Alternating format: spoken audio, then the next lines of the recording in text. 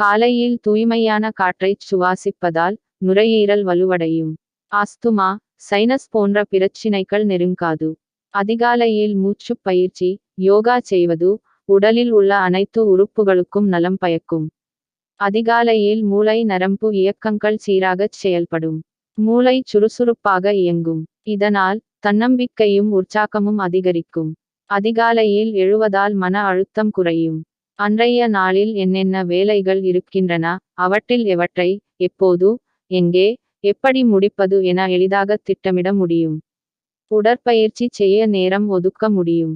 காலை நேரத்தில் உடற்பயிற்சி செய்யும்போது அதிக ஈடுபாட்டுடன் சிறப்பாகச் செய்ய முடியும். அதிகாலை எழுவதால் காலை வேளையில் கபகபவென்று பசி எடுக்கும். காலை ஆகாரத்தை தவறவிடாமல் இருப்பதால் உடல் பருமன், சர்க்கரை நோய் அபாயம் குறையும். இரவு 9 மணிக்கெல்லாம் உறக்கம் தானாக வர ஆரம்பிக்கும். இரவு சரியான நேரத்துக்கு தூங்குவதால் மன அழுத்தம், இரத்த அழுத்தம் வராது. வளர்சிதை மாற்றம் சீராக இருக்கும். அதிகாலை எழுவதால் சரியான நேரத்தில் இயற்கை கடனை கழிக்க முடியும். அது உடலில் உள்ள நச்சுக்கள் வெளியேற உதவும்.